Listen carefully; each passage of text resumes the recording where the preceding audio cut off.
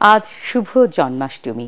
সনাতন হিন্দু সম্প্রদায়ের আরাধ্য ভগবান শ্রীকৃষ্ণের জন্মতিথি আজ। পূজা অর্চনা ও আনন্দ উৎসবের মধ্য দিয়ে জন্মাষ্টমী পালন করেন দেশের সনাতন ধর্মাবলম্বীরা। পূজা প্রার্থনায় বন্যা কবলিত মানুষদের কল্যাণ ও দেশের সমৃদ্ধি কামনা করেন তারা। বিকেলে ঢাকেশ্বরী জাতীয় মন্দির থেকে বের হয় জন্মাষ্টমীর র্যালি। আরও জানাচ্ছেন ফজলে রাব্বি।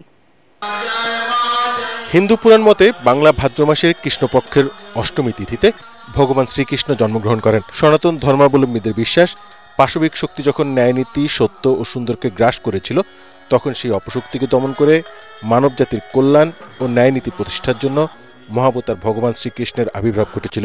দুষ্টের দমন করতে এভাবেই যুগে যুগে ভগবান মানুষের কাছে নেমে আসেন এবং সত্য ও সুন্দরের প্রতিষ্ঠা করেন।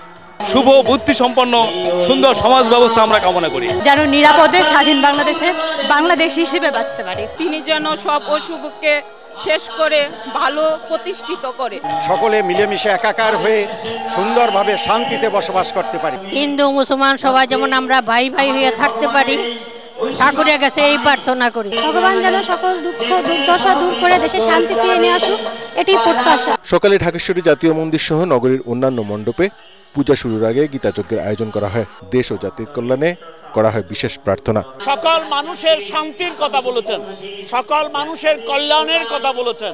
আমরা যেন এই দেশের ক্রান্তিকালকে আমরা অতিক্রম করতে পারি এবং আমরা যেন আমাদের দেশে শান্তি প্রতিষ্ঠা করতে পারি।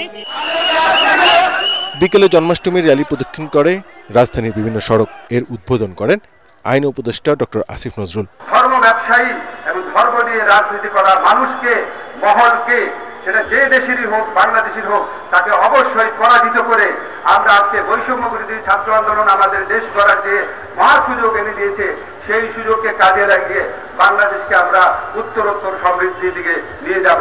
৭১ আমরা যেভাবে একসাথে যুদ্ধ করেছি, নাহিদের নেতৃত্বে যেভাবে আমরা একসাথে যুদ্ধ করে, আমার অনেক স্টুডেন্ট আছে ল ডিপার্টমেন্টের, অন্য ধর্মের, এই সংগ্রামে তারা সমানভাবে, একটু কম না, সমানভাবে নিয়োজিত ছিল, আত্মদান করেছে।